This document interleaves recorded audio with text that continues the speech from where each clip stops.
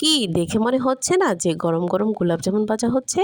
ঠিক তাই, কিন্তু এটা হচ্ছে ঝাল ঝাল গোলাপ জামুন। আমি এই ঝাল ঝাল গোলাপ জামুনগুলো কীভাবে তৈরি করেছি তা দেখার জন্য পুরো ভিডিওটি সাথেই থাকুন।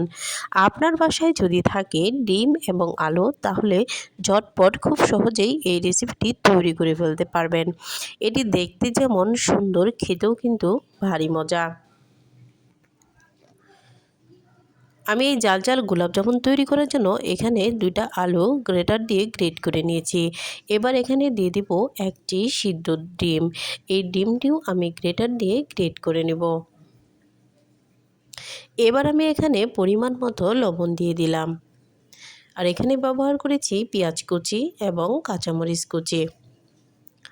আর এখানে খুব সাধারণ মশলা, মরিচ, হলুদ এবং ধনিয়া ব্যবহার করেছি। এবার আমি এখানে দিয়েছি চালের গুঁড়ো।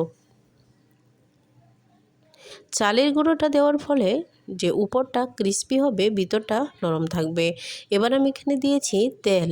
এবার যে সবগুলো উপকরণ আমি খুব ভালোভাবে মিশিয়ে নিব।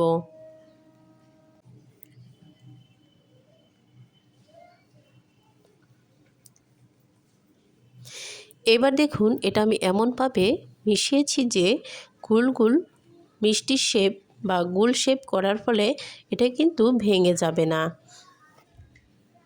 জোড়া লেগেই থাকবে। তো এখানে দেখুন আমি গোল গোল শেপ করে নিয়েছি।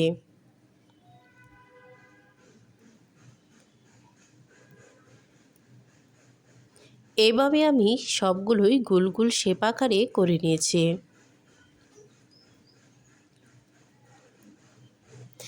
এখানে আমি এবার একটি ডিম নিলাম। পরিমাণ মতো লবণ দিয়ে ডিমটা ফেটিয়ে নিলাম।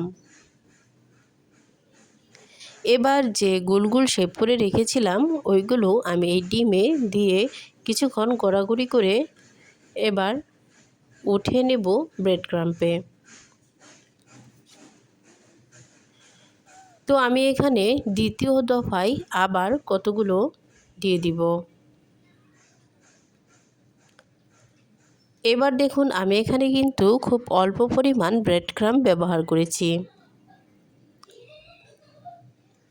এবার সবগুলো জাল জামুনে যে ব্রেড ক্রাম্পটা ভালোভাবে মাখিয়ে নিব।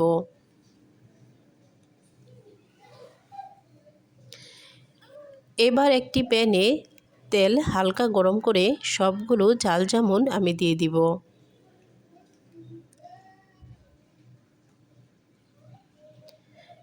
এবার খুব অল্প আঁচে ধীরে ধীরে আমি সবগুলো ঝাল জামুন ভেজে নেব। এবার আসি আসল কাহিনীতে। আমি কেন এটাকে গোলাপ জামুন নাম দিয়েছি দেখুন, এটা কিন্তু দেখে সত্যিই মনে হচ্ছে যে গোলাপ জামুন মিষ্টি ভাজা হচ্ছে। আর এই রেসিপিটা এতই মজা যে আপনারা যদি একবার বাসায় করে খান তাহলেই বুঝতে পারবেন। দেখে যেন ঠিক মিষ্টির মতোই মনে হচ্ছে, শুধু শিরায় দিলেই হতো, কিন্তু আমি এখানে এটা জাল জামুন নাম দিয়েছি। আমার ভিডিও যদি আপনাদের কাছে এতটুকু পরিমাণও ভালো লেগে থাকে অবশ্যই সাবস্ক্রাইব করবেন এবং একটি কমেন্টে জানিয়ে দিবেন। দেখুন উপরটা কিন্তু ক্রিপসি হয়েছে আর ভিতরটা একদমই নরম।